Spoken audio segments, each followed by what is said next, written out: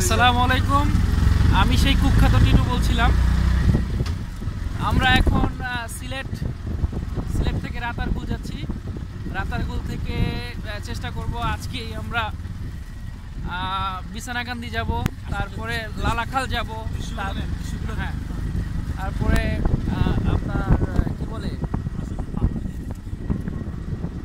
এখন আমরা একটা ছোট চা বাগানের মধ্যে দিয়ে যাচ্ছি। দুই পাশে চা বাগান, যদিও অনেক পুরনো গাছ, এগুলোর পাতা কম, আর এখনকার সিজনে পাতা কমই হয়। বৃষ্টির সিজন আসলে এগুলো আবার নতুন নতুন করে আর কি পাতাগুলো গজায়। অসাধারণ একটা লোকেশন, এই লোকেশনকে আমরা আসলে মিস করি, অনেক মিস করছি।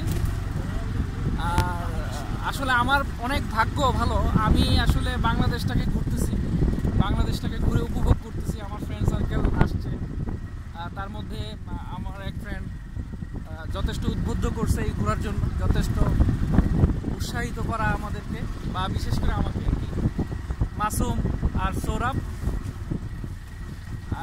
তাদের ফেস দেখাচ্ছি না, লোকেশন এতটাই সুন্দর লাগতেছে, লোকেশন রাইখা আমি তাদের ফেস দেখাতে চাচ্ছি না আর কি। জোস লাগতেছে,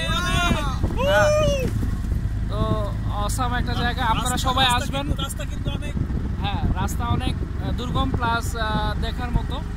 তো অবশ্যই আপনারা সবাই আসবেন, আমাদের দেশ অনেক সুন্দর দেশ, তো এইসব জায়গা মিস করবেন না আসলে,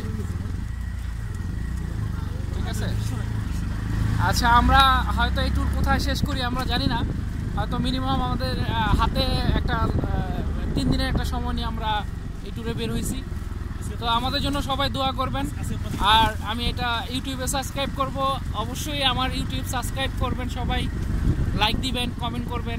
আমি আপনাদের কমেন্টের উত্তর দেওয়ার জন্য আমি চেষ্টা করব ইনশাআল্লাহ। ওকে, আল্লাহ হাফেজ।